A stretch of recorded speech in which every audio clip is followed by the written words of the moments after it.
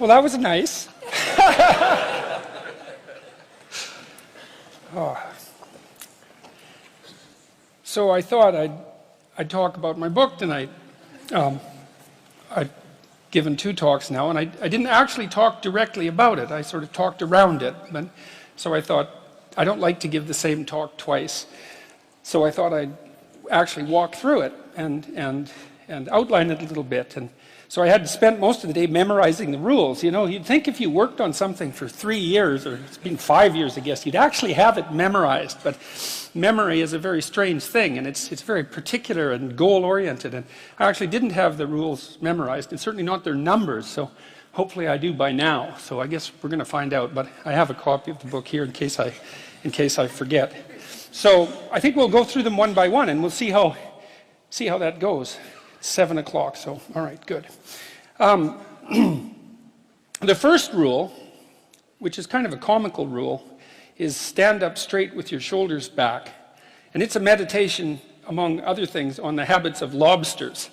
I read some papers on lobsters must be 10 years ago, I guess, and they just absolutely blew me away. And one of the things I've really loved about being a psychologist, and there's many things, but I've really loved psychoanalytic theory and the great clinicians, the behaviorists as well. I mean, Freud, Jung, Adler, Carl Rogers, Abraham Maslow, the behaviorists like Skinner and the cognitive behaviorists. I mean, I've learned a tremendous amount from reading the clinicians. And so if any of you are interested in psychology, I would really recommend reading the great clinicians, because you learn so much about life. It's crazy by reading them. So that's been fun. But then on the entirely other end of the spectrum, where I've learned most about psychology, is from the really low, what would you call them, the really science-oriented animal behaviorists. That's where they turned into the neuroscientists, right? They were the animal behaviorists first of all, and then they turned into the neuroscientists. And I've learned a tremendous amount from them. They're such clear thinkers.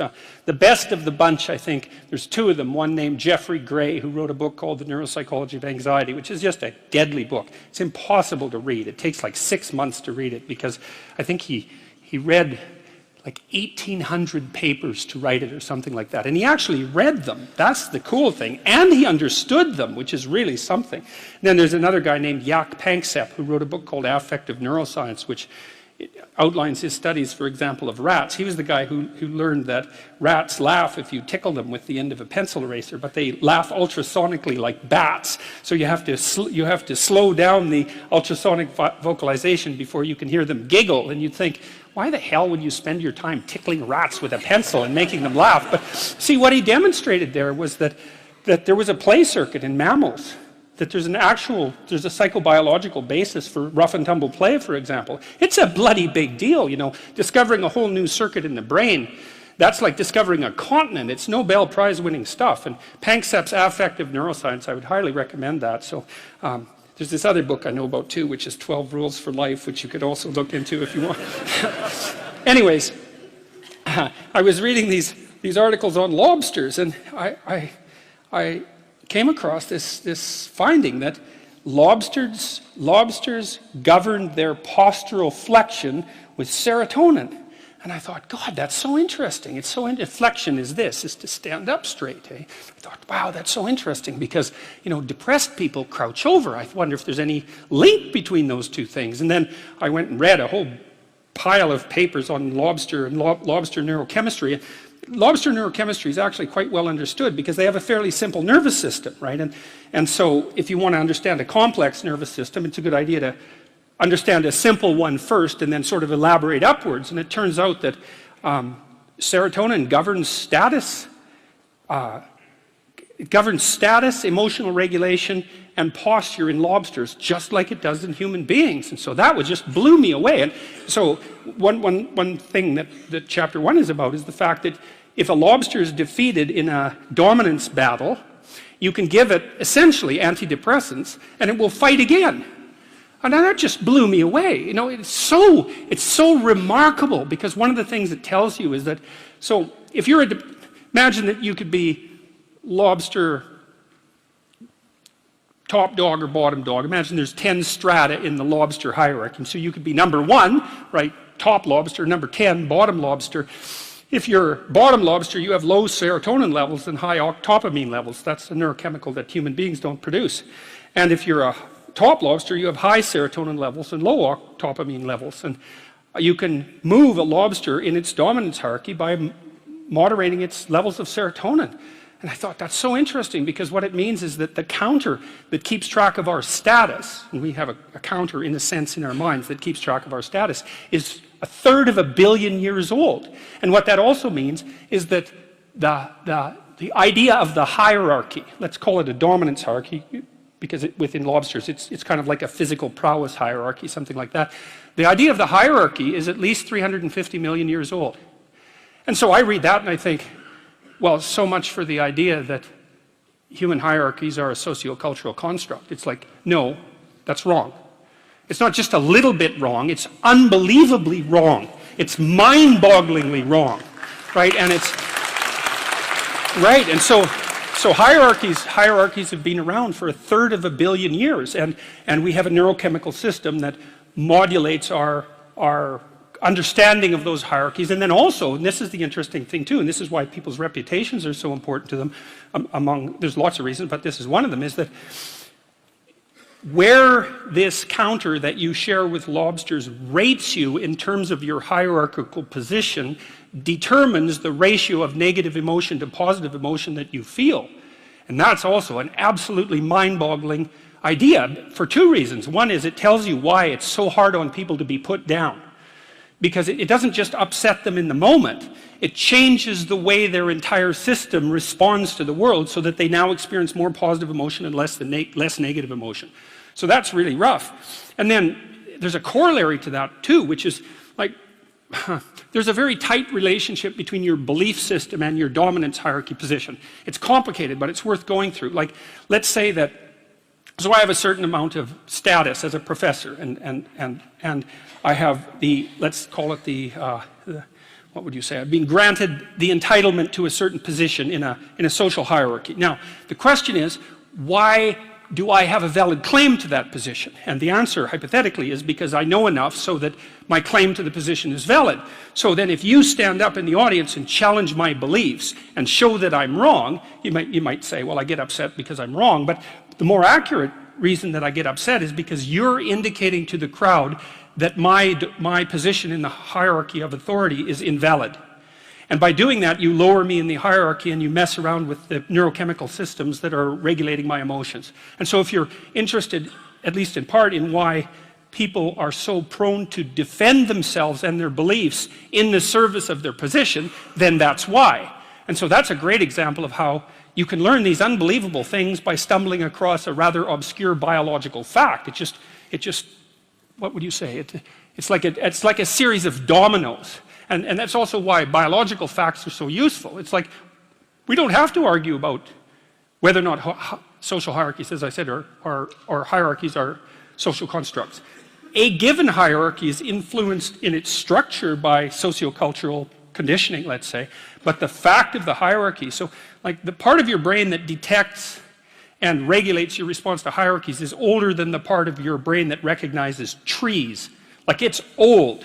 It's really, really fundamental. And so, and almost all social animals organize themselves in hierarchies, because now the other thing that chapter 1 is a bit of a meditation on what might constitute a hierarchy. One of my business colleagues, a former student of mine from Harvard, very, very smart guy. He's got a graduate degree in engineering from MIT and a PhD in psychology from Harvard. So there's like one of him in the whole world. And he's a very smart guy. And he helped me design the self-authoring suite, by the way, and he's been working for about 20 years on that. That's a suite of programs that helps people write about their lives and straighten them out. He told me to stop using the word dominance hierarchy. And he said the reason for that was that it was infested with Marxist presuppositions. And it really bothered me when he first said that, because I've been using the word for years, dominance hierarchy. He said, we had a discussion about that. He said, well, it's predicated on the idea that you climb up the hierarchy, human hierarchy, as a consequence of the expression of power. It's like, that's wrong. You climb up valid hierarchies as a consequence of the expression of competence. And that's actually technically right. He was exactly the right person to tell me that, because he had done his PhD on what predicts success in Western hierarchies. And the answer is quite clear. General cognitive ability, some prefrontal ability as well, which was what he specifically tested. So intelligence, roughly speaking, although it's a little bit more elaborate than intelligence, but that's close enough. And trait conscientiousness accounts for about 50% of the variance in long-term success. And you think, well, hey, how do you want your society to be structured? It seems pretty good to me that smart, hard-working people are the ones most likely to succeed. That's not a bad empirical test of the validity of a structure.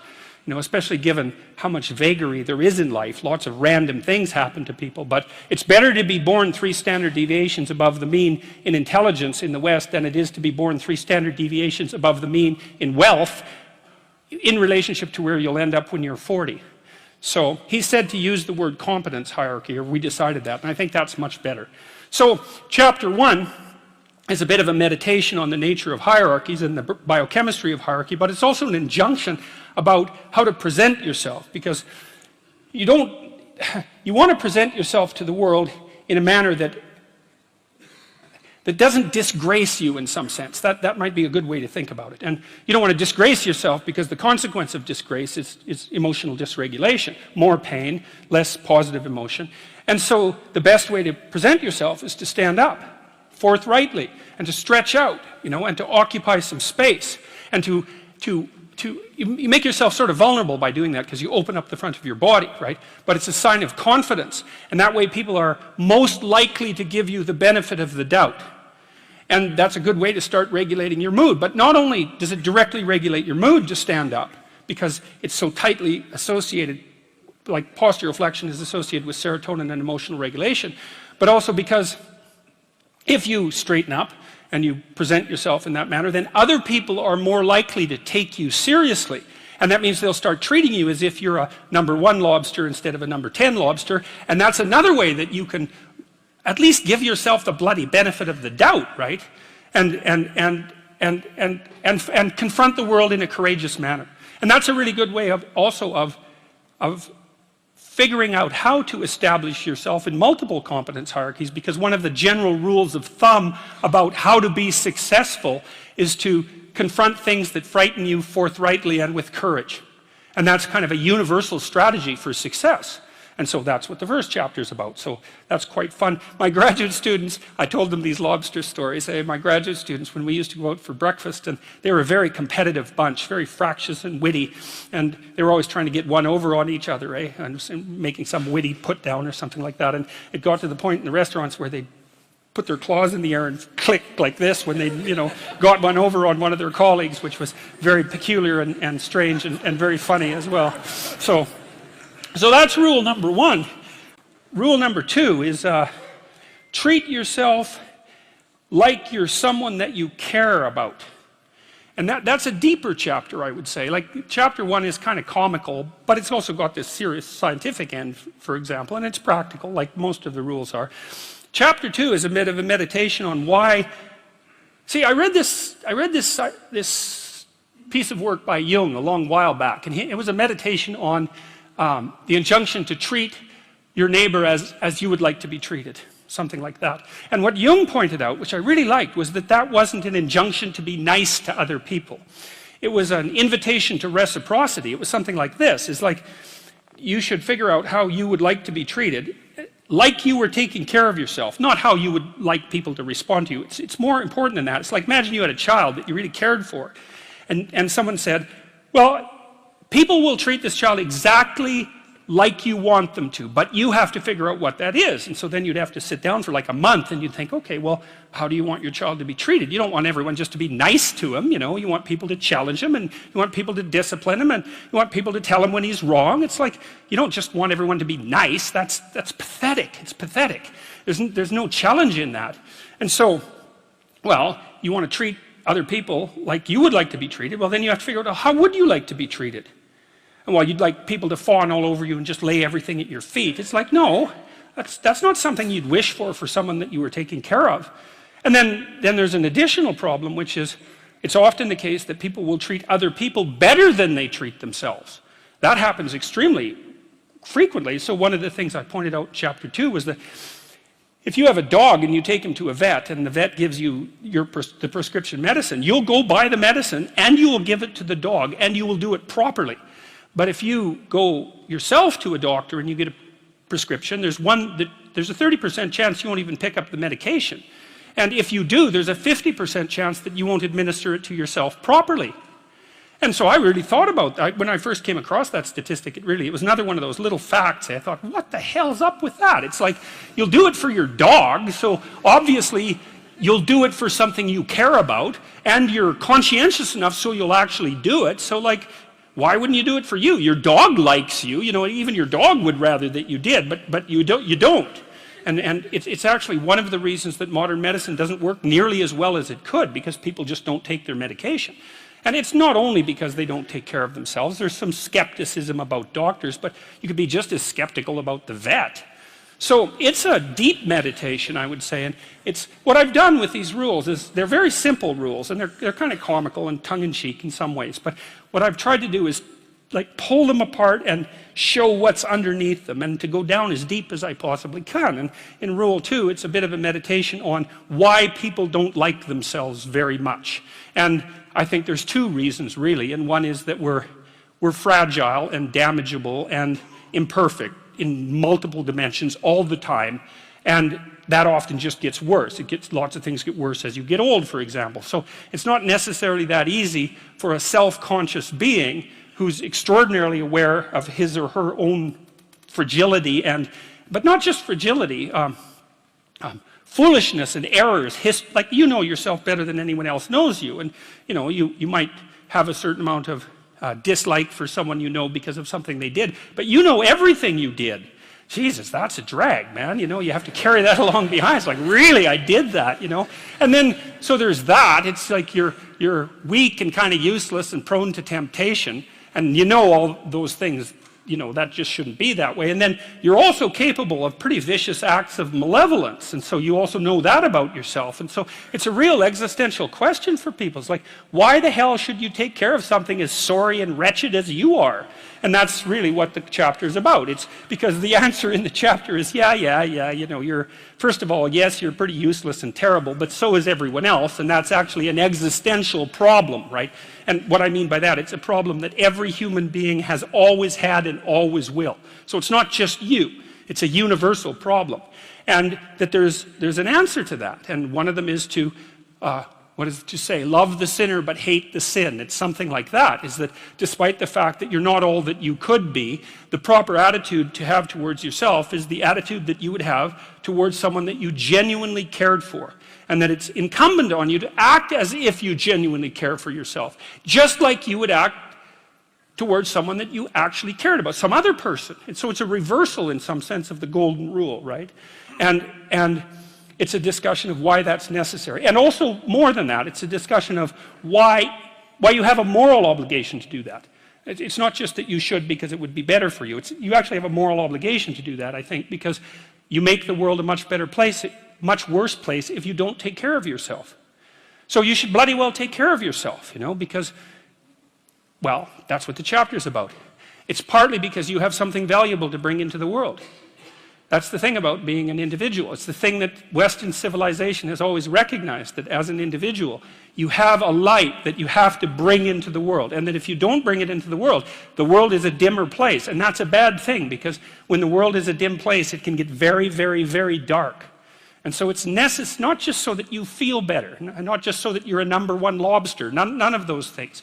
You need to take care of yourself because you're in the best position to do that. And it's necessary for you to take care of yourself. Despite the fact that we're mortal and vulnerable and self-conscious and capable, not only capable of doing terrible things, but actually do them. Despite all that, you still have that responsibility. And so I wanted to, you know, hit the question as hard as I can to try to figure out, well, why people are contemptuous of themselves. And there's plenty of reason, that's for sure, but the reasons do not justify the mistreatment of yourself. It's as simple as that. It's not a good strategy. And the next rule is make friends with people who want the best for you. And that's a meditation on my own childhood and adolescence to some degree. I had friends who wanted the best for me and friends who didn't. And, you know, they were friends who Some of them were aiming up and some of them were aiming down. And if you have a friend that's aiming down and you do something that's aiming up, then they're generally not that happy about it, you know. They try to top your accomplishment with one of their own, hypothetical or real, or put down what you're doing, or offer you a cigarette if you're trying to quit and you've kind of done that successfully, or a drink if you've been drinking too much and are trying to stop being an alcoholic, you know. Or yeah, they're cynical and bitter and devoted towards no good, and sometimes that's family members too, and sometimes it's even part of you, you know. But this chapter is an injunction to people, is like you have an ethical responsibility to take care of yourself, you have an ethical responsibility to surround yourself with people who have the courage and faith and wisdom to wish you well when you've done something good, and to stop you when you're doing something destructive. And if your friends aren't like that, then they're not your friends. And maintaining your friendships with them might not even be in their interest. And so it's a tricky argument to make, because I'm not saying, you know, whenever anyone's in trouble, you should, you know, push them into a ditch and then give them a couple of kicks. That's not the idea. The idea is that, but I had a couple of rules I didn't write about. One was be careful about whom you share good news with, and another was be careful about whom you share bad news with. And everyone, those rules ring in people's minds quite quickly. A friend is someone you can share good news with, you know. You go to them and you say, hey, look, this good thing happened to me, and they say, look, I'm so happy that that happened to you, like, way to be. And they don't think, God damn it, why didn't that happen to me? And like, you know, you didn't deserve it, and here's a bunch of reasons you're stupid and why it won't work. It's like, that's not helpful. And so I would say, like, if people are, you know what, the other thing people are doing, if they're trying to drag you down, let's say, is they're trying to see if you'll put up with it. Because they have this idea that maybe life isn't worth living and things aren't good, and that if they can besmirch, let's say, to use an archaic term, something that's pristine and good, then they demonstrate to themselves that there is no true ideal and that there's no necessary reason to be responsible and to strive forward. And so they use you as a test case. You know, I'll just push you down into the low lobster bin and see how you respond. And if you put up with it, then yeah, my cynicism is fully justified. And so, well, that's chapter 3. And it's a painful chapter because it also details the suicide of one of my friends, which occurred over a very long period of time. Not the actual suicide, but all the prodroma to it. And so, and it's a contentious chapter. Number 4 is compare yourself to who you were yesterday, not to who someone else is today.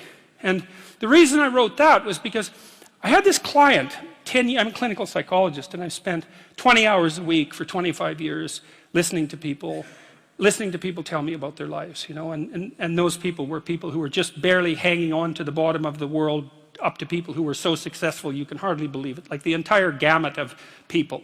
And that's been absolutely fascinating. It's like being a clinical psychologist, if you really listen, is like being immersed in a Dostoevsky novel all the time, you know, because it's amazing what people will tell you if you listen to them.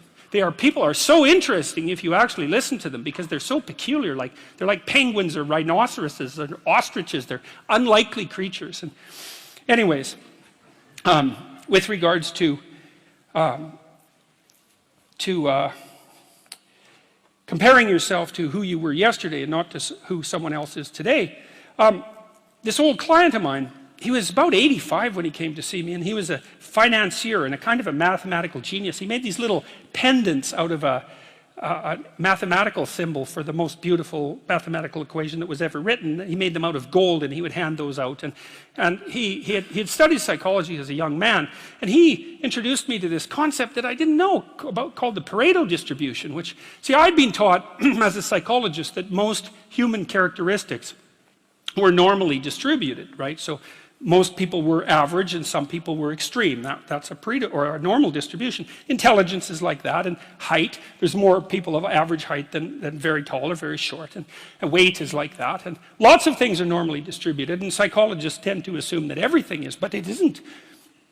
Creative products are distributed in a Pareto distribution, and that's a whole different thing, and it's really important to know this. It's another fundamental fact, the knowledge of which can sort of transform the way you conceptualize, let's say, the political landscape. So here's an example of the Pareto distribution.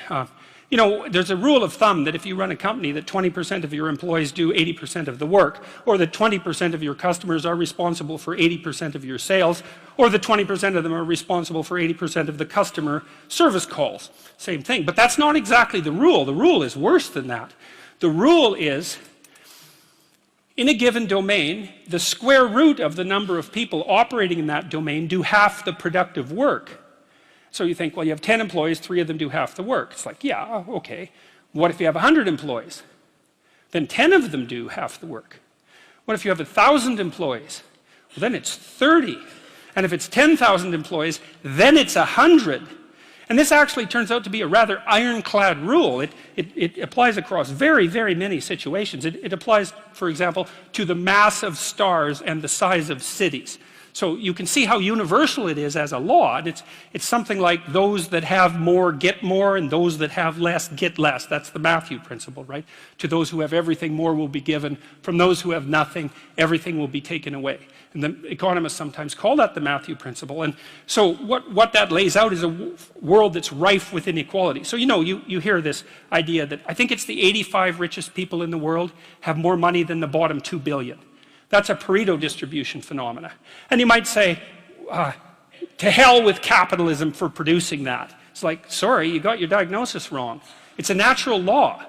It's no matter what society you study, you get a Pareto distribution of wealth. You get a Pareto distribution of number of records recorded. You get a Pareto distribution of number of songs written or goals scored. Like any creative product has that characteristic. And it's partly because as you start to become successful, let's say, people offer you more and more opportunities. And as you start to fail, people move away from you and you plummet. And so, okay, so that's rough. So what it means is that there is always a landscape of inequality. And I'm not saying that we shouldn't do anything about it, although I am saying that we don't know what to do about it. That's the thing, you know, because you can modify the Pareto distribution of wealth, let's say, but we don't know how to do it without maybe disrupting the system so completely that it collapses, which is what happened in the Soviet Union, for example, and in Maoist China. They were trying, at least in principle, to adjust inequality.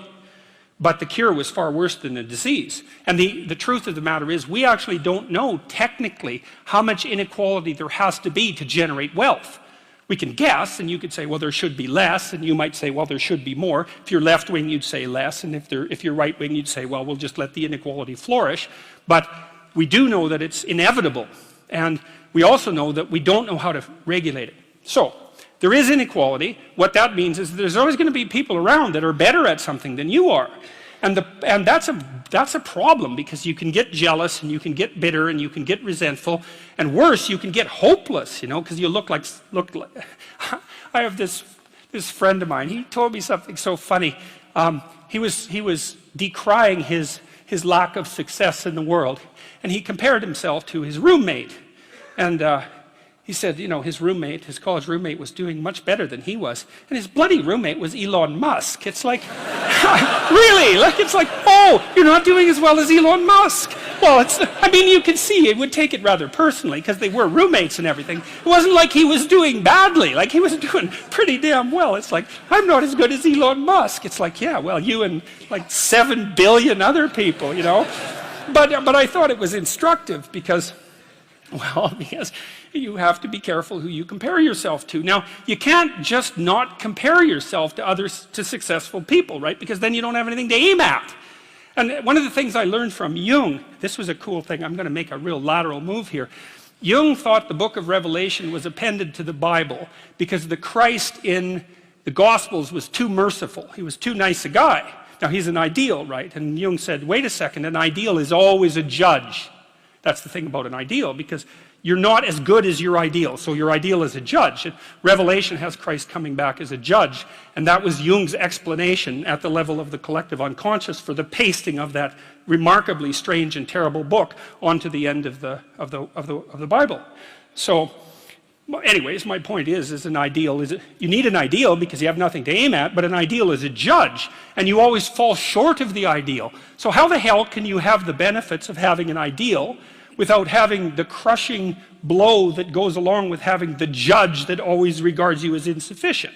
So I was trying to work that out in the chapter, and this is something I've had to work out a lot as a clinical psychologist. It's like, well, let's say you need a goal, but we don't want to let your distance from the goal crush you. So you got to set up a goal, and then you got to break the goal down into parts so that you can move towards it, and you have a fairly high likelihood of doing it. So that's a bit of practical, I wouldn't say advice, it's because it's better than advice. It's some practical knowledge about how to go about achieving an aim. Set a high aim, but differentiate it down so you know what the next step is, and then make the next step difficult enough so you have to push yourself past where you are, but also provide yourself with a reasonable probability of success.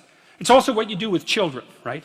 You want to push them because they need to grow up and be more than they are, right? But you don't want to crush them with constant failure. So what you do is aim high and make the goal difficult but proximal. So anyways, so that's one way of looking at it. But then the next thing is, you know, I've had clients, many clients in their 30s who are trying to, this is more true with women, I would say. A lot of women who are very high achieving and who established their career goals at 30 and then want to differentiate out their life. They want to have a husband, they want to have a family, they're trying to figure out how to do that. And one of the things I've noticed that around 30, you really have to stop comparing yourself in some ways to other people. And the reason for that is that the particularities of your life are so idiosyncratic that there isn't anyone really all that much like you, you know, because the details of your life happen to matter. And so maybe you compare yourself to some rock star or something like that, and you know, the person's rich and famous and glamorous and all that, but you know, they're alcoholic and they use too much cocaine and they've had 3 divorces, and it's like, how the hell do you make sense out of that? Is that someone that you should judge yourself harshly against or not? The answer is you don't know, because you don't know all the details of their lives. And who do you know that you can compare yourself to? That's easy. You. Yesterday. So here's a good goal. It's something like, well, aim high. And I really mean that. It's like, and we'll talk about that a little bit too. Aim high, but use as your control yourself. It's like, so your goal is to make today some tiny increment better than yesterday. And you can use better, you can define better yourself. This doesn't have to be some imposition of external morality. You know where you're weak and insufficient, where you could improve. You think, okay, well, this is what I'm like yesterday. If I did this little thing, things would be just an increment better. And, well, that's a great thing, because you get the ball rolling, and incremental improvement is unstoppable. You can actually implement it, and it starts to generate Pareto distribution-like consequences. It starts to compound. And I've seen that happen in people's lives over and over. Well, people write me all the time and tell me that they're doing that, but I've seen that happen in people's lives continually. They make a goal that, the goal should be, how could I conceive of my life so that if I had that life, it would clearly be worth living, so I wouldn't have to be bitter, resentful, deceitful, arrogant, and vengeful. Like, that's sort of the bottom line, right? Because that's what endless failure does to you. It's not good. And that's what life without purpose and a goal does to you as well, because life is very hard. So you think, okay, well, I need to adopt a mode of being that would justify my suffering. And you can ask yourself that question. What would make this worthwhile? I quote Nietzsche, I think, in that chapter. He said, "He who has a why can bear almost any how."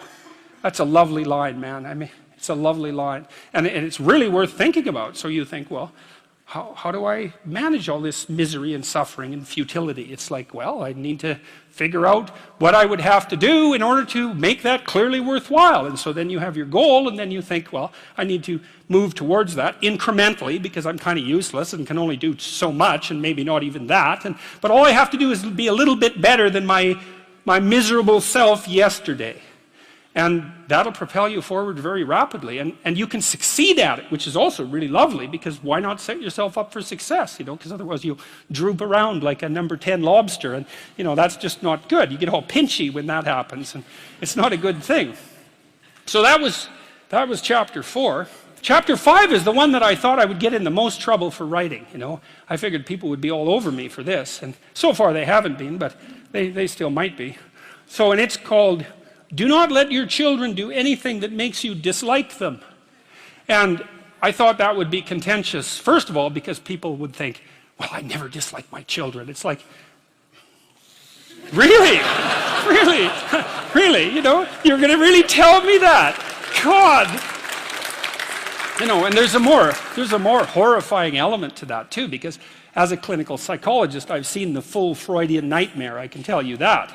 And, you know, I've seen families where it's like this. It's like the family members are standing in a circle, let's say, and each of them has their hands around each other's neck. And they're squeezing hard enough to strangle the other person in 20 years. And that's the family. It's like, and you know, if you haven't met a family like that, or, well, then you're not paying attention, and there's some reasonable possibility that you're actually in a family like that.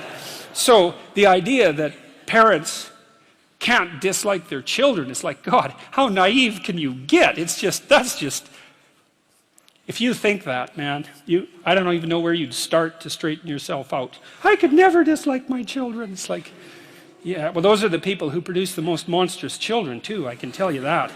So and then there's this idea that Jung had, which I really love, which is the idea of the shadow. And, you know, it kind of got pop psychology and trendy, sort of among the New Age types, too. But one thing I can tell you about Carl Jung is, no matter what else someone might say about him, he is absolutely not New Agey. If you read Carl Jung and you understand him and you're not terrified right to the depths of your soul, you haven't understood a damn thing you've read.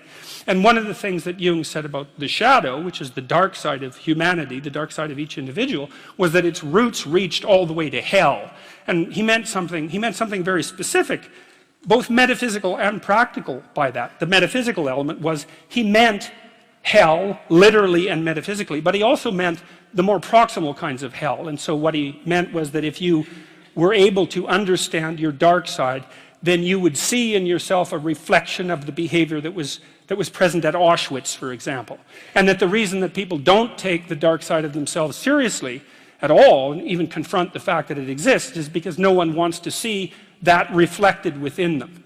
And no wonder. Like, it's absolutely no wonder. Jung also believed that that confrontation with the shadow was an inevitable barrier to enlightenment, that there was no, you know, Joseph Campbell, who is a popularizer of Jung to some degree, has become well known for saying, follow your bliss. And you know, Campbell learned virtually everything he knew from Jung. But Jung, that isn't what Jung said at all. He said, pursue what's meaningful and you'll encounter that which you least want to encounter. And that's the dragon, right? That's the dragon that hoards gold, for example. And the dragon is also something that lives inside you. And it's not something that you take the encounter with lightly. There are very old stories about this. There's this Egyptian story about the god Horus, who was the Egyptian savior in some sense. And when he encountered evil, even though he was a god, he lost an eye in the battle. And so that's the famous Egyptian eye, you know, that everyone still knows about. That's the eye of Horus that was torn out by Seth, who's the precursor to Satan. And so it's no joke, that. It's no joke. Back to children. See, I kind of knew this. When I had my kids, I'd already undergone that to some degree and understood what it meant to be a bad person, a terrible person. And one of the things I knew was that manifested itself in families all the time. Tyrannical father, overprotective mother, more rarely overprotective mother, overprotective father, tyrannical mother. It's usually the other way around. And the terrible pathological familial drama that Freud made much of in the early 20th century. I'd seen that in many, many situations. Dismal, brutal, awful. And I've seen parents punish their children. And you can also take a page from Nietzsche if you really want to punish your children, or anyone else if you have someone you're interested in punishing, including yourself. You don't ever punish someone you really want to punish for doing something wrong, because that's actually a bit of a relief to them. You know, that's the theme of Dostoevsky's Crime and Punishment. The murderer gets away with it, and it's a relief to him when he gets caught. It's like, no, if you really want to punish someone, you wait till they do something good, and then you punish them. Because that'll teach them. You maximize the hurt that way. You decrease the probability that they'll ever do anything good again. And I'll tell you, man, if you want to have a good relationship with someone, that's one thing you don't do. You open your bloody eyes, and if they do something that you would like them to do again, then you tell them how much you appreciated the fact that that happened, and you hope that it replicates, you know. You see, if there's one thing you can take away from tonight's lecture, that's an extraordinarily useful thing to know. Watch, and when people do something that they should do more of, say, look, I saw that you did this specific thing. I saw that it took some effort. Here's what it meant. Here's how I observed it. It's like, keep that up.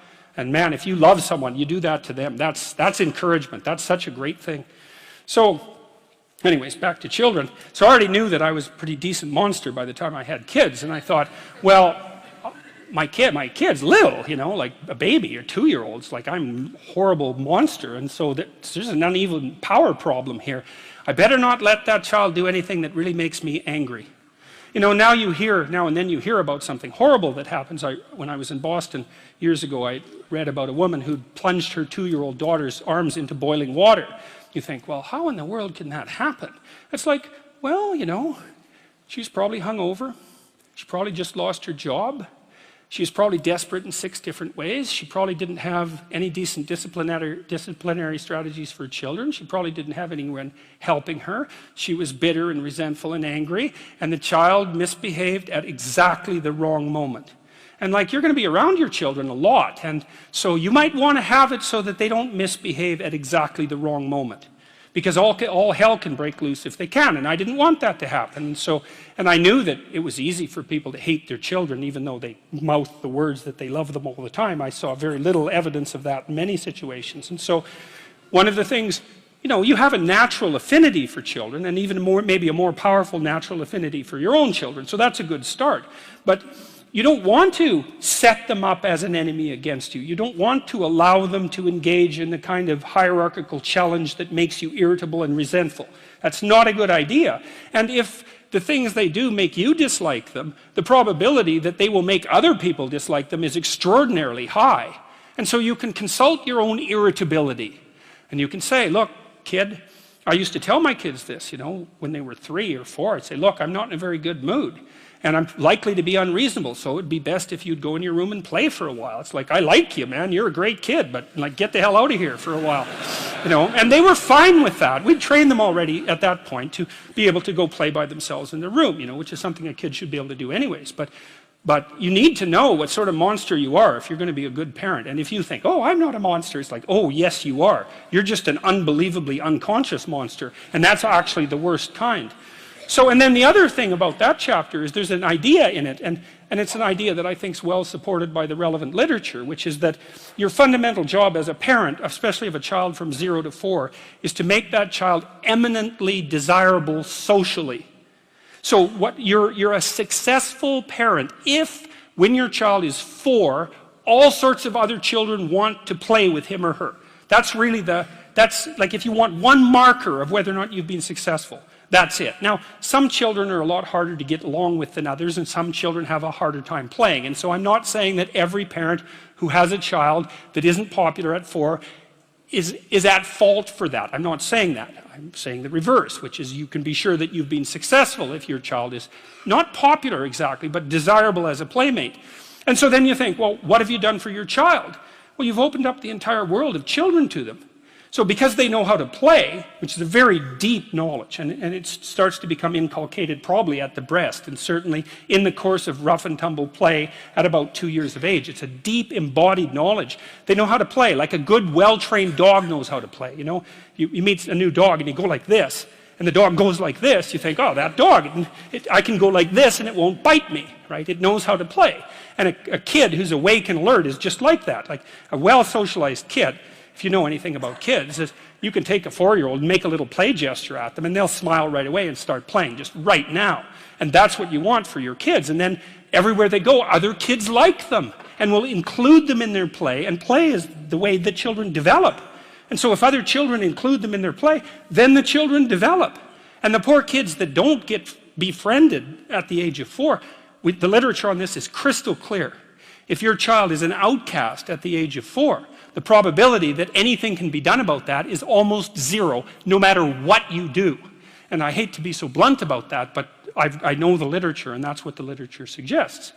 And then the other thing is, if you don't allow your children to engage in dislikable behavior, then adults will like them, because adults actually like kids. You know, one of the things I loved about having little kids in Montreal, I lived in a poor area in Montreal. There's a lot of rough guys around there, and we used to roll our daughter around in a stroller, and these rough guys, you know, like, God only knows what they were up to. They were rough-looking guys. You know, we'd roll our daughter by them, and they'd like smile, and they'd crouch down and make little goo faces, and you know, they were I tell you, one of the great things about having little kids is they bring out the best in other people. You see a whole side of humanity, even among the darker parts of humanity. You see a whole side of them that you wouldn't normally see, and it's lovely. And the thing is, if you're good to your kid in the real way, you can help them maintain that tremendous attractiveness that they have as young children, and to respond to adults properly, like a puppy that wags its tail instead of growls and, you know, goes for your ankle. And then wherever they go, adults welcome them and teach them things and pat them on the head and smile at them genuinely, instead of saying, oh my God, here comes that couple with that goddamn brat again. You know, which is that's a horrible thing to do to a child. Because then everywhere they go, all the goodwill is false. You know, there's nothing that you can do to someone that's more terrible than to put them in a world where all the goodwill directed towards them is false. That's a terrible thing. So anyways, that's chapter 5. And chapter 6 is it's a rough chapter. I spend a lot of time reading about totalitarianism and about atrocity, like some many brutal things, brutal beyond the capacity of imagination even. And I read a lot about individual criminals and serial killers and those sorts of people too, trying to get to the bottom. One book I would really recommend is a book by Karl Panzram, which is an autobiography. Panzram is the name of the book. And he was a rough guy, man. What were his dying words to his executioner, to his hangman? He said, hurry up, you Hoosier bastard, I could kill 10 men in the time that it takes you to hang me. That was his dying words, you know. He said, I wish the human race had one neck so that I could put my hands around it and squeeze. That was Karl Panzram, and not many people like that write autobiographies, but he did, and he told you why he was like that and why he thought that way, in case you want to find out, which I would recommend, by the way, because it's very useful to know such things. But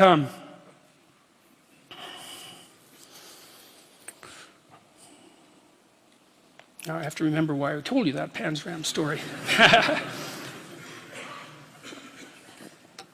Oh yeah, chapter 6 is about that. It's about Panzram, and it's about the Columbine kids, the kids who shot up the high school, because I read their diaries, you know, and I understood them too, which is even better than just reading them. And you know, you see these mass shootings all the time, and everyone does the same thing. Oh, how did that happen? Why did that happen? How can it be this way? It's like, well, why don't you read what they said about why they did it and just assume that that's the reason.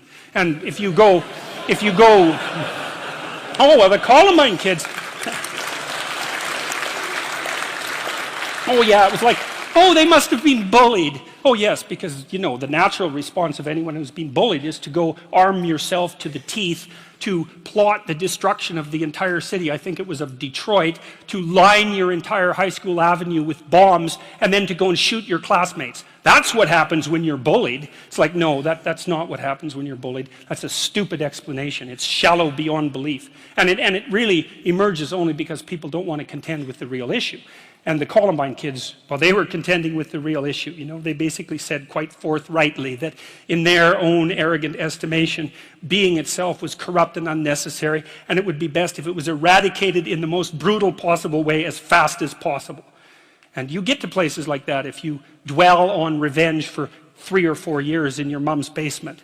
You know, you can go to very dark places, and so that's what chapter 6 is about. And, you know, Panzram, who was very brutally treated when he was a kid, and the Columbine guys who, you know, had their ups and downs, but nothing compared to Karl Panzram, say, were judges of being and decided that it was flawed and that they were the ones to set it right.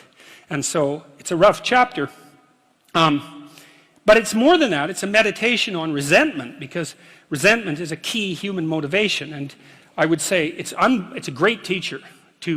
To listen to your resentment is one of the best things you can possibly do. You have to admit that it exists first, and then you have to admit to the fantasies that it's generating, and you have to admit to what you would regard as the way out of it. So that's all very difficult, because it means learning things about yourself that you probably don't want to learn. But resentment only means one of two things. It means either like shut the hell up, grow up, quit whining and get on with it. That's one thing it means. Or someone is playing the tyrant to you, might even be you, and you have something to say and do that you should say and do to put it to a stop. And so maybe, and resentment can show you the pathway to doing that. It's a meditation on resentment, and one of the principles that I extracted from that is, like, a resentful person wants other people to change. And if you're resentful, then your motivations aren't trustworthy. In fact, they're very, very dark. And that's why I went to the extreme with people like Panzram and the Columbine killers. Resentful people who want to change the world are not to be trusted. What should you do instead? How do you treat your own resentment? I would say, well, I read this great line in a T.S. Eliot play called The Cocktail Party. And in it, this woman comes up to a psychiatrist. I think this is in this chapter. And she says, you know, I'm having a really rough time of it. I'm suffering badly. My life is not going well. And then she says, I hope that there's something wrong with me.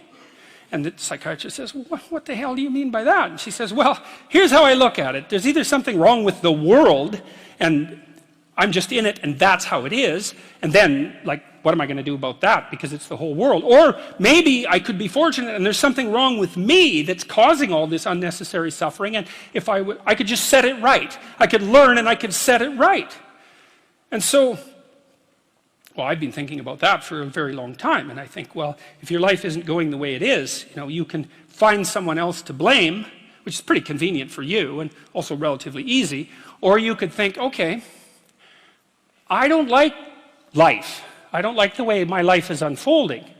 Maybe I don't like life in general because it's tragic and tainted with evil. How do I know if my judgment is accurate? And the question is, well, have I really done everything I possibly could to set my life straight? Because maybe I shouldn't be judging its quality, or the quality of life itself, or being itself, for that matter, if I haven't done everything I possibly could to set my life straight. Well, so there's a task. Solzhenitsyn, who I'm a great admirer of Solzhenitsyn, his book, The Gulag Archipelago, was one of the things that brought down the Soviet Union. And he said that one man who stopped lying could bring down a tyranny. And, you know, he said that with some authority. I think you could easily make the case that The Gulag Archipelago is the greatest book of the 20th century. I mean, there's other contenders, obviously, but he said when he was in the Gulag camps, you know, meditating on how the hell he got there, and he had a rough life, man. I mean, first of all, he was on the Russian front at the beginning of World War II, and then he was thrown in the Gulag camps, and that was just the beginning of his adventures, man. He had a rough life.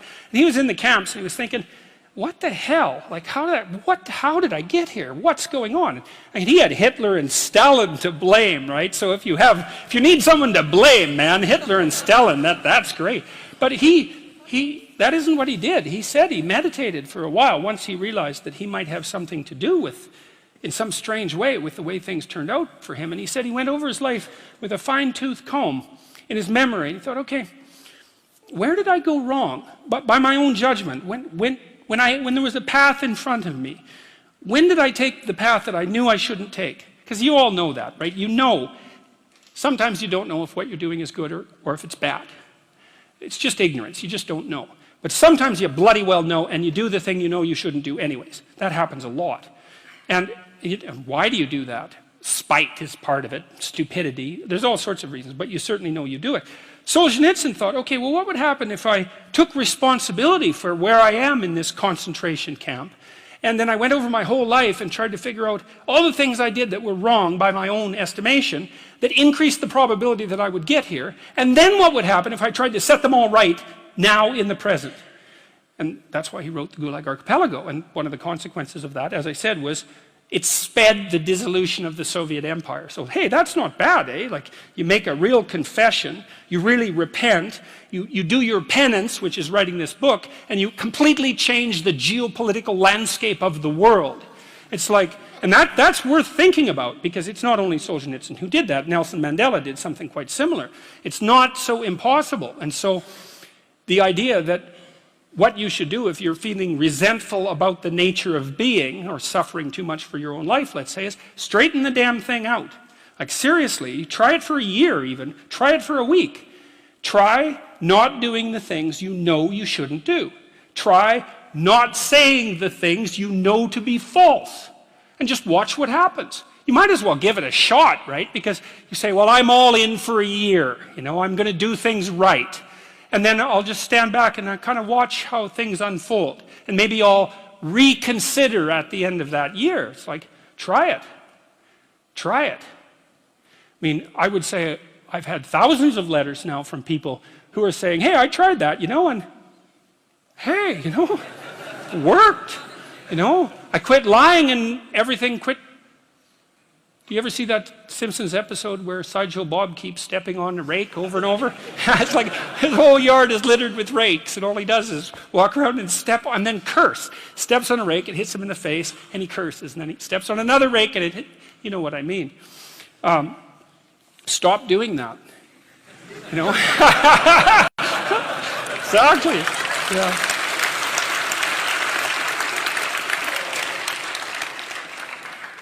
I don't know if we'll get through all 12 rules. I guess you'll have to read the damn book. Anyways, Rule 7 just about killed me.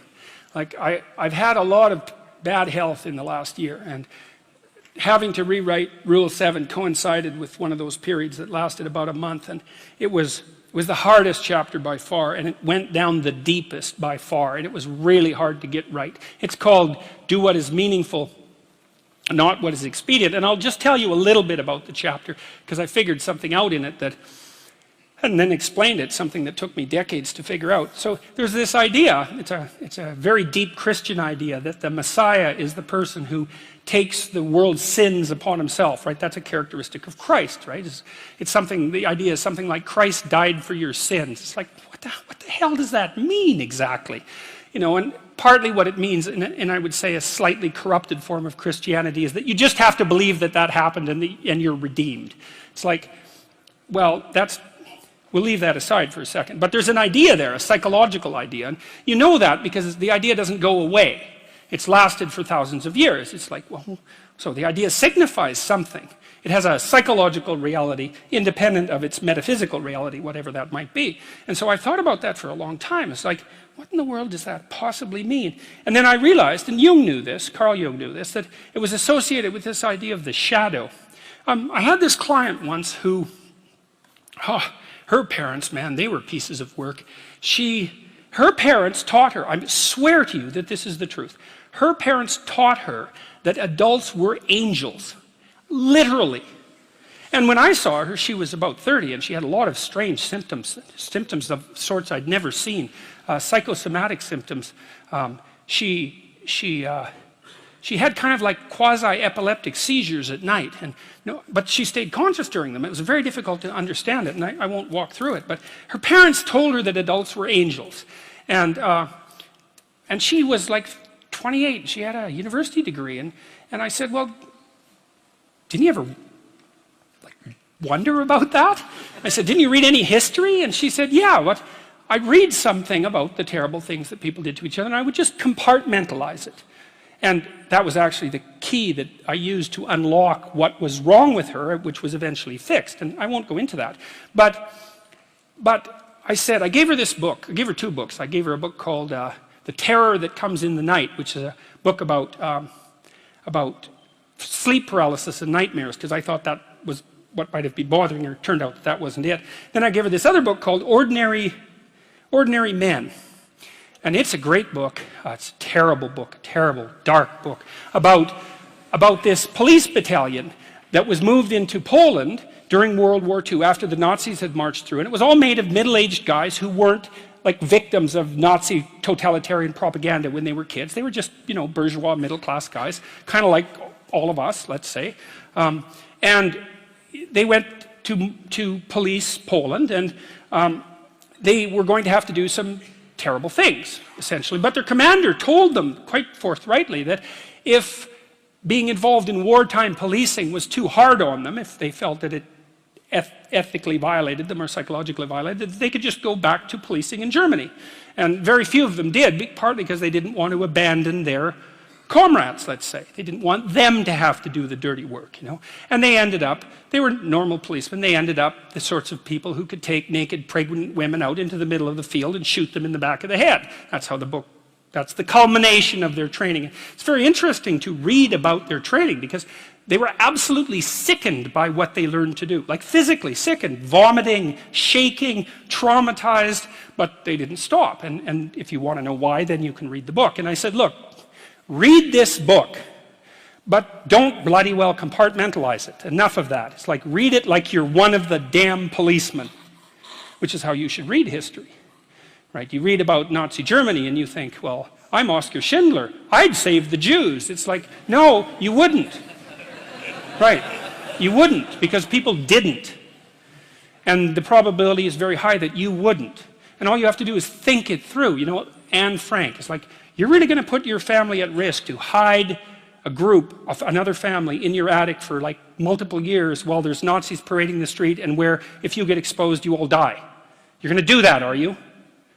It's like very unlikely. And no wonder, it's not surprising that it's unlikely, but you don't want to be inflating yourself with with fictional heroism without actually knowing the facts on the ground.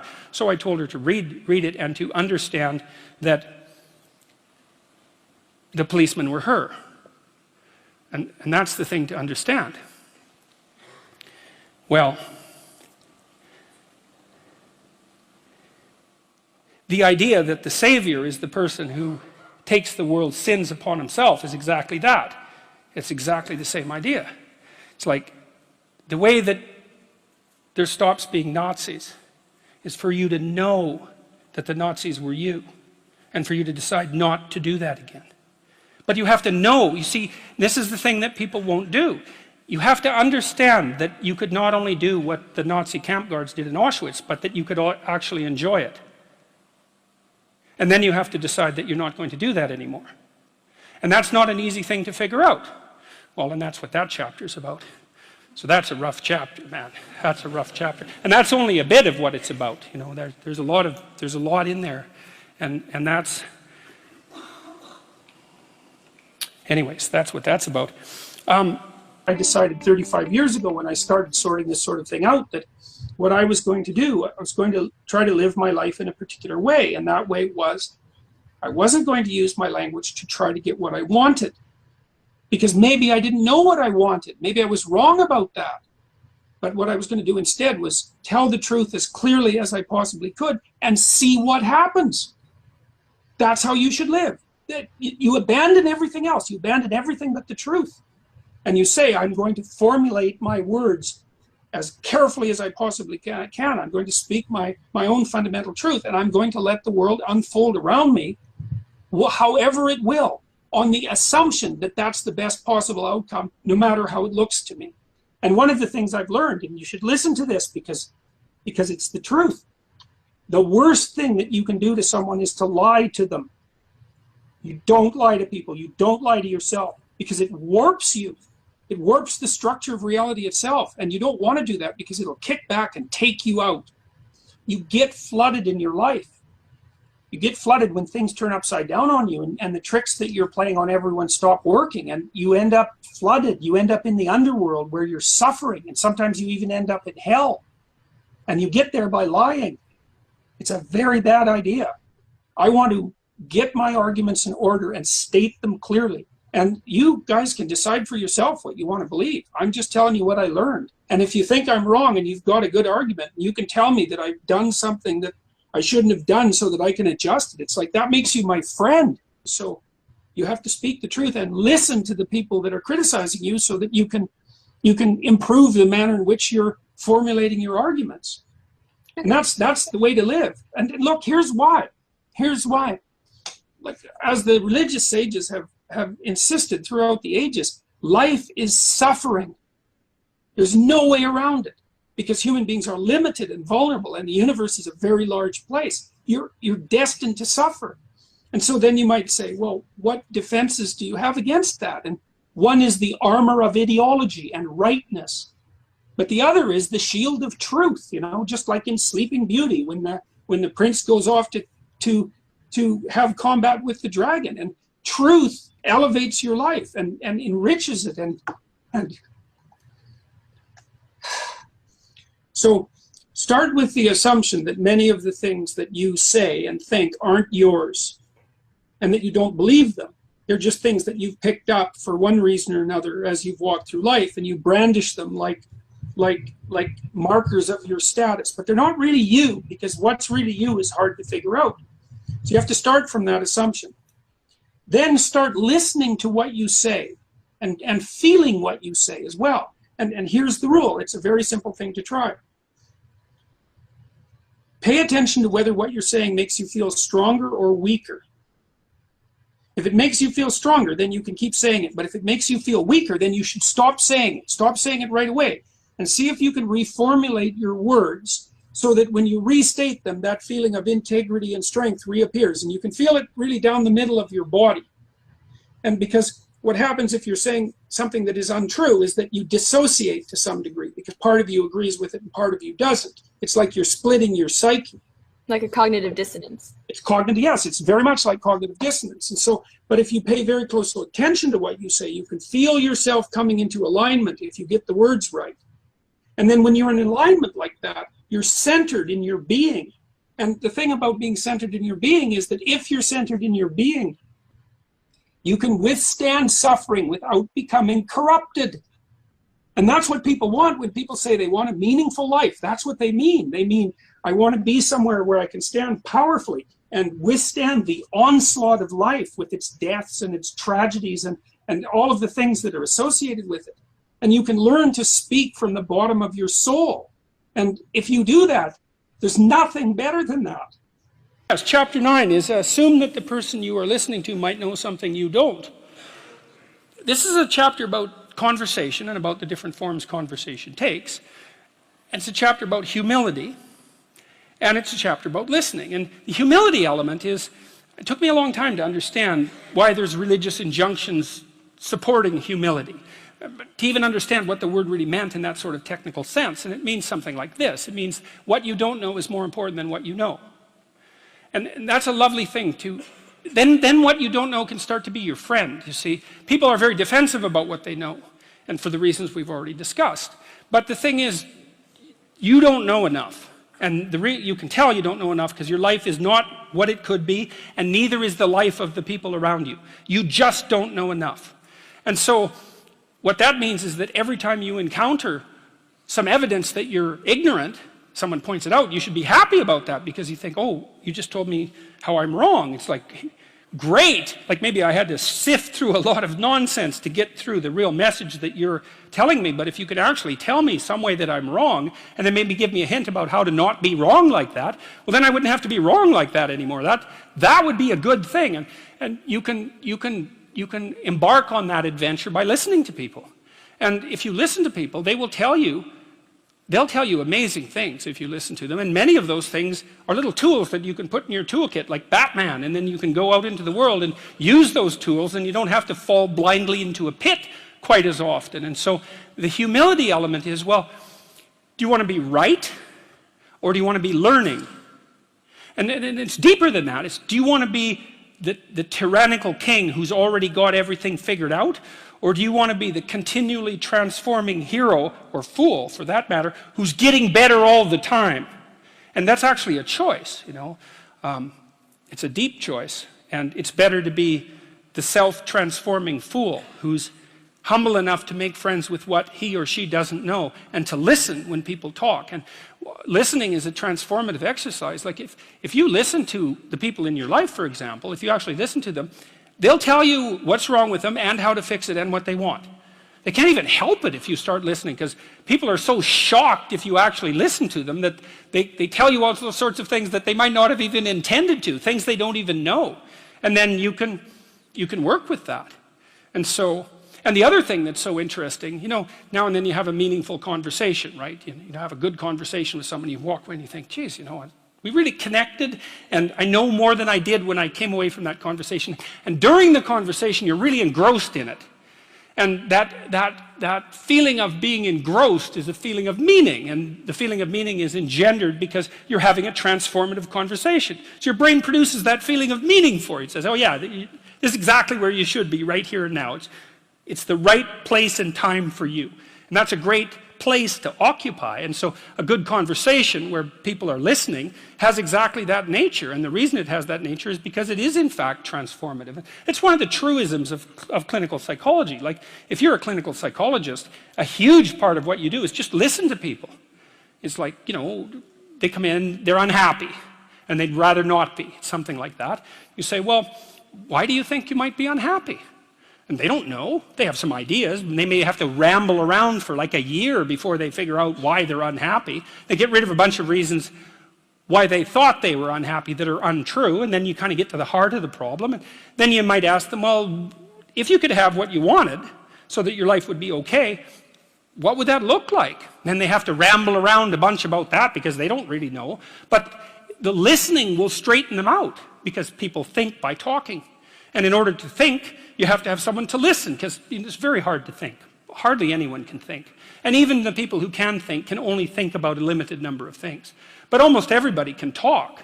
And you can listen to yourself talk, and if someone listens to you, then, well, then you also have a foil for your thoughts, right? Because you can watch the person when you're talking and see if you're boring or see if you're amusing or if you're engrossing, all of those things. And so, listening, that's a very good thing. I outline a Carl Rogers dictum. He was a famous clinical psychologist. This is another great little tip. Rogers said, here's a trick to tell if you're listening. So let's say someone lays out their perspective for you, and then what you do is say, look, here's what I think you said. I think you said this and this and this and this and then this. Is that right? Have I got what you're saying right? And maybe the person says, God, you haven't been listening at all. And, you know, then they have to straighten you out, or maybe they say, yeah, you got it. And then the nice thing about that is that you summarize their argument for them, which can be very helpful, and for you, but also you don't get to make the person into a straw man. So like if you're arguing with your wife, let's say, or your husband, big party is going to want to win. And that's stupid, because if you win, you get to be top lobster, but they get to be bottom lobster. And if you want to live with bottom lobster, then like more power to you, but I wouldn't recommend it. Right, because you don't want that. You want to defeat your wife in an argument. Oh, well, great. Like if she was going to disappear tomorrow, no problem. But like you're going to like live with defeated, miserable her for the next week? That's no good. So you listen and you think, okay, well, here's what I think you said, and maybe even make it a little stronger and more elaborated than was the case with the original utterance, so that you get the damn argument right. Because you don't want to win, you want to fix the problem. That's the winning. And so the summary with listening is so useful for that, because the person can say, well, yeah, that's what I meant. It's like, then you have to grapple with that. And Rogers said, well, people usually won't, because, you know, if you live with someone and they tell you the truth about the situation, it usually means that there's something really stupid that you're doing, well, them too, but there's something stupid that you're doing, that you know you're doing, that you actually have to stop. And, you know, that's difficult and unlikely, but well, if you don't stop, then you get to have the same damn problem every day or every week for the rest of your life. So it's probably better to undergo the misery of stopping it than the misery of continuing it. But that's the injunction to listen. I like this one, and I mean, this is very clearly what you do. Be precise in your speech. So in Genesis, one of the things God has Adam do first. So God makes the world by speaking. Okay, so that's the first thing to think about. You're supposed to think like in a sophisticated way about this. The idea is that there's some integral relationship between communication and the structure of being. It's part of the role that consciousness plays in the world, whatever that role is. Language takes the chaos and makes it into things. And so God has Adam name all the animals. They're not even really real until they have names. Now, they're more implicit. That's another, you know, here's an example. Let's say that you're having a rough patch in your relationship and you don't know why. It's unnameable. Is it real? Well, yeah, it's manifesting itself in like a physiological discomfort. Then you talk about it and you name it. It's like it goes from this blurry thing that's kind of potential, it goes snap, and then it's this thing. Right, and then that's a horrible thing. It's like a little poisonous thing, but it's not a whole foggy cloud of potential poison. It's like this little sharp poison thing. And then you think, okay, it's real.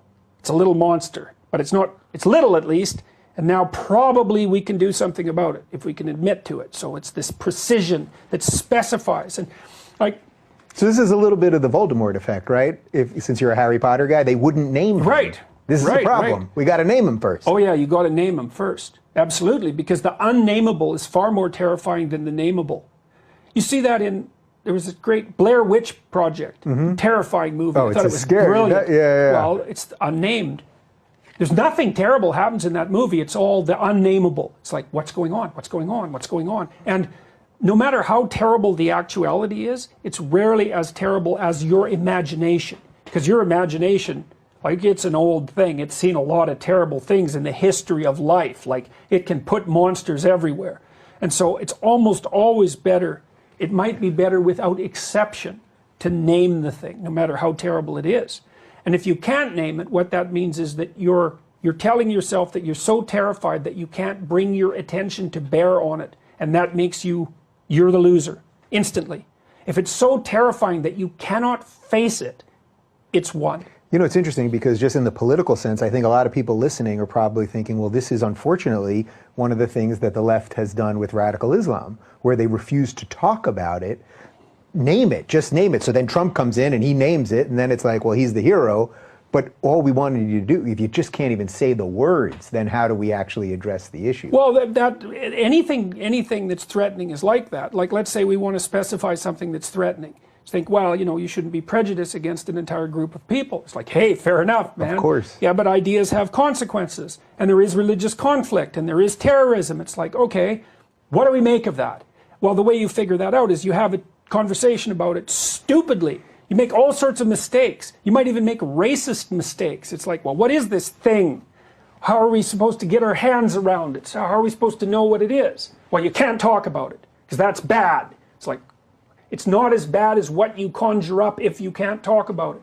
Okay, then it's the devil himself. I mean, that's how we demonize people. The worst way of demonizing people is to not be able to say anything about them, because then God only knows what they're unspeakable. There isn't a better synonym for what's terrifying than that's unspeakable. What you did was unspeakable. It's like, no, you want to bring things out of the realm of the unspeakable. Yeah. That's why I'm a free speech advocate. Yeah, in part, it's like, bring everything out of the realm of the unspeakable. Because it's also the direct attack on the intellect, isn't it? It's a direct attack. If you can't speak about something, you can't exercise. It's just going to make that box around your brain that much tighter and tighter. It's deeper than the intellect. It's an assault on whatever role consciousness has in being. It's not just the intellect. Like, that's a shallower thing. It's not like it's not important. It's you can't even attend to it. You can't bring it out of the chaos. Like, it means you can't participate in the process of creation. It's something that deep. Not good. For like freedom of speech, that's the worship of the logos in many ways. And you know, that's a very deep idea in our culture. The deepest idea of our culture is the logos is creative, and what it makes is good. Right? That's God at the beginning of time saying, you know, he makes things as a consequence of the logos, and he says it's good. That's the idea, is that to bring things out of the murk is a good thing. You don't mess with that, man, not unless you want murk. You don't mess with that. It's the fundamental, it's the most sacred principle of Western civilization. And not only Western, the Taoists know this as well. So, final rule. It's called pet a cat when you encounter one on the street. And it's the most personal chapter in the book. It's a lot about my daughter. And my daughter was very ill when she was a kid, but particularly when she was a teenager. She had a very terrible time of it. She had juvenile rheumatoid arthritis, and when she was between the ages of 14 and 16, it first destroyed her hip, which had to be replaced, and then it destroyed the ankle on her other leg, which had to be replaced. And she walked around for 2 years on broken legs, and she was taking massive doses of opiates and could hardly stay awake. And she had this advanced autoimmune disease, which produced all sorts of other symptoms that were just as bad as the joint degeneration, but which are harder to describe. And so it's just bloody brutal. You know, and as a test of your faith, there's almost nothing that's more direct than a serious illness inflicted upon an innocent child, right? And so the chapter's a meditation on that, and also on Well, what to do in a situation like that? Because everyone is going to have a situation like that in some sense, you know, because you'll be faced with illness in the people that you love and in crisis. And so it's a practical guide to coping with those sorts of things. Like, and one of the things you do when you're overwhelmed by crisis is you shorten your time frame. You know, it's like you can't think about next month. Maybe you can't even bloody well think about next week, or maybe not even tomorrow.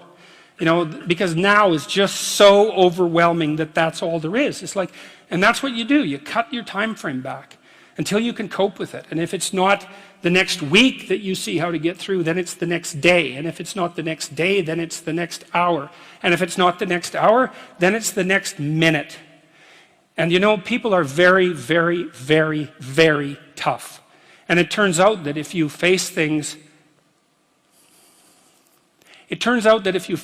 that you can put up with a lot more than you think you can put up with, and you can do it without becoming corrupted. And she did recover quite fully, and much as a consequence of her own machinations, because she figured out what was wrong with her and then took the necessary steps to fix it, which is nothing short of a bloody miracle as far as I'm concerned. And anyways, part of the cat bit is, I actually start by talking about our dog, who actually died about a year ago, but he's still alive in the book. I let people know, because dog lovers love dogs, and if you love cats, then they think you don't like dogs, and then they think they don't like you. So I also point out at the beginning of the chapter that, you know, if you want to pet a dog on the street, that's okay too, so you don't have to get up in arms about it. But the idea is that, you know, you have to be alert when you're suffering. You have to be alert to the beauty in life, the unexpected beauty in life. And that's kind of what I was trying to get across with the idea of the cat. There's this cat that lives across the street from us called Ginger, and Ginger's a Siamese cat. And cats really aren't domesticated, technically speaking. They're still wild animals, but they kind of like people.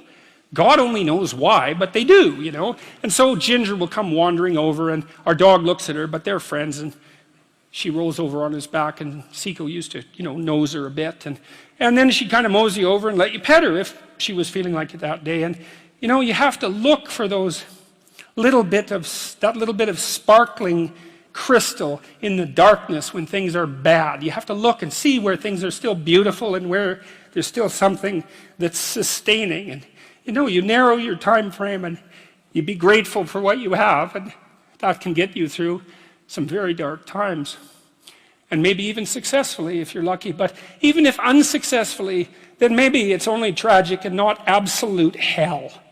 And you can do that, you know, in the worst situation. You can make it only tragic and not hell. And there's a big gap between tragedy and hell. You know, there's nothing worse at a deathbed than to see the people there fighting. The death is bad enough, but you can take that, terrible as it is, and make it into something that's absolutely unbearable. And maybe I think, and this is sort of what I closed the book with, is this idea is that if we didn't all attempt to make terrible things even worse than they are, then maybe we could tolerate the terrible things that we have to put up with in order to exist. And maybe we could make the world into a better place, you know? And it's what we should be doing and what we could be doing, because we don't have anything better to do. And that's what the book is about. And that's the end of 12 Rules for Life. Thank you.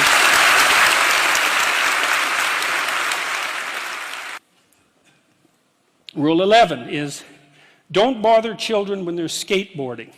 And that's a meditation on the difference between weakness and goodness.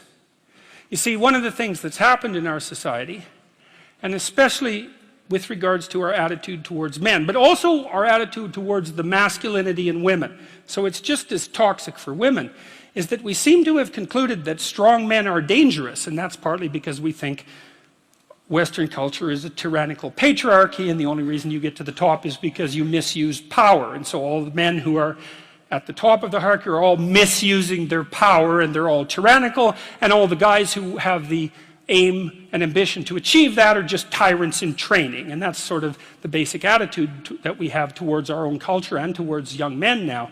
And that's just, there's everything about that is pathological and inexcusable and shameful. I mean, first, the claim that Western culture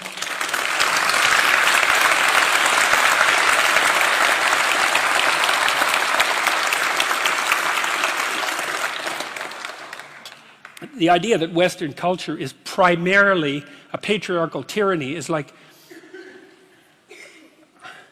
well, first of all, it's historically ignorant beyond belief. Because what do you, compared to what exactly? Like, how many civilized countries are there in the world?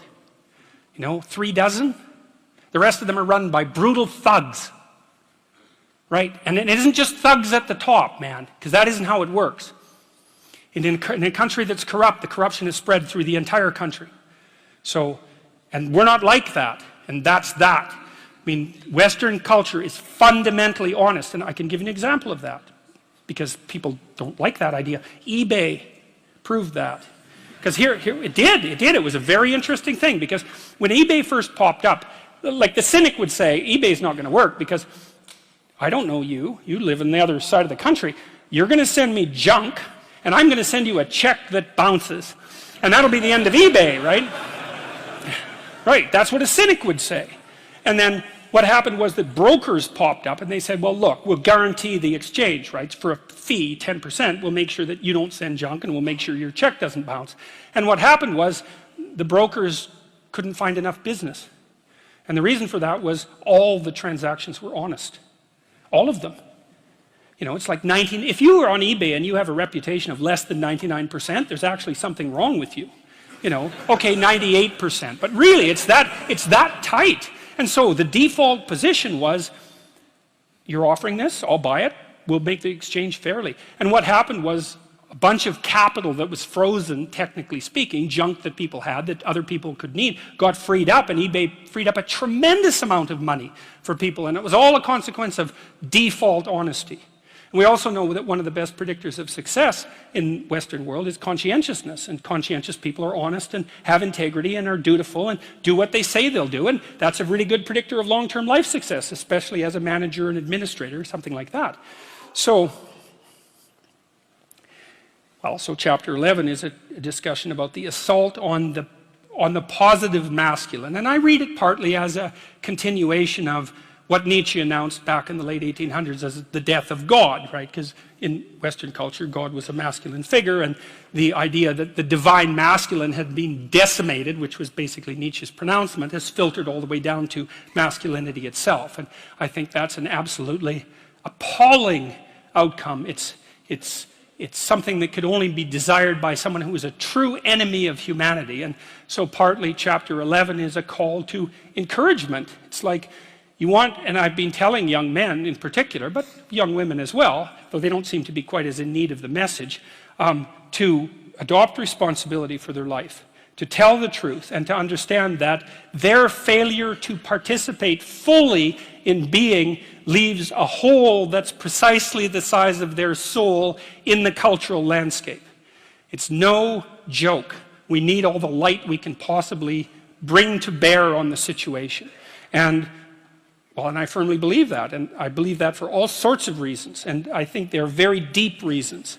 And that's partly why I would say Rules to Life also has, it's a funny book because it has a very religious core, but it's also very heavily grounded in evolutionary biology. So, but that's what chapter 11 is about. And it's about people who are the enemy of the human spirit. The people who restrict children's play, for example, which is a particularly pathological thing to do. There's a movement now to not let children have best friends. It's like, really? What the hell, man? That's so... There are so many things wrong with that idea that would take another lecture just to scrape the surface. But mostly it's just... Well, I would not even start on that.